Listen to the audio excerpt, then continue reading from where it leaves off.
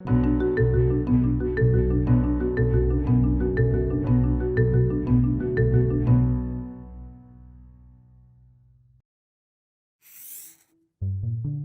UAE foreign minister hosted his Israeli counterpart Yair Lapid on Tuesday.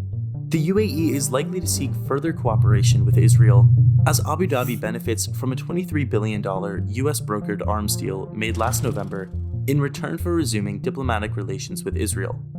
Despite the departure of Benjamin Netanyahu from the helm of the Jewish state, Israel's foreign policy towards the Arab world will likely remain unchanged under new Prime Minister Naftali Bennett.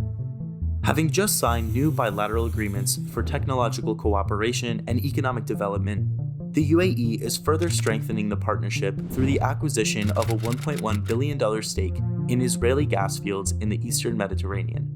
Both Israelis and Emiratis are excited over the prospects of increased business ties and believe that the two countries can complement each other economically.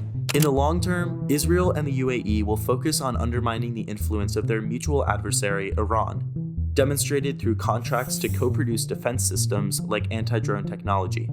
Additionally, the two countries both take hardline stances on limiting Iranian nuclear production and may jointly lobby the US to include harsher restrictions in the revised Iran nuclear deal as the agreement's revival continues to be negotiated. This week marks the one-year anniversary of the Hong Kong National Security Law. Initially meant to crack down on rising protests in 2019, over 130 arrests have been made targeting liberal academics, journalists, and pro-democracy activists. Over the last year, Hong Kongers have seen their freedom of assembly and their free press quickly erode under the national security law, namely after the arrest of Apple Daily founder Jimmy Lai. Additionally, the national security law has irreversibly remodeled Hong Kong's judicial independence, creating issues for multinationals who have thrived under the more lax business laws of the one country, two systems doctrine. Beijing has suppressed any lasting anti-government dissent and brought the former British colony further under control of the ruling Chinese Communist Party, which celebrated its 100th birthday on Thursday. In the future, Western attempts to pressure the Chinese government into loosening its grip on Hong Kong, mainly through ineffective economic sanctions, will continue to be met with Xi Jinping's insistent narrative that Western nations only wish to contain China's growing global power.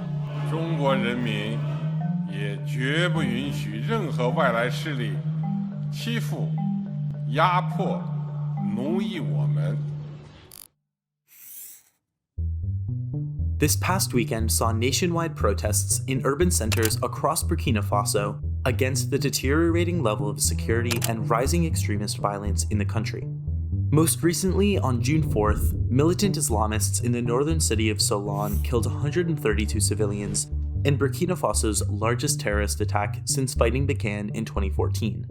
The attacks led opposition leaders to blame the government of President Christian Kabore for his inability to combat the militant jihadist groups that have been sweeping across the Sahel, including in neighboring Mali and Niger. The groups, which have affiliations with ISIS and Al-Qaeda, have been the cause of a 1,376% increase in civilian deaths due to combat since 2014, as well as over 1 million Burkinabés displaced in the past 2 years. Unfortunately, international response to the extremism will be much weaker following France's recent termination of a 7-year-long military operation in the region and subsequent withdrawal of 5,100 troops. French President Emmanuel Macron has called on regional and EU forces to increase their commitments as violence continues to escalate. With both the EU and US reluctant to send additional forces, the security vacuum could easily be filled by competing global powers.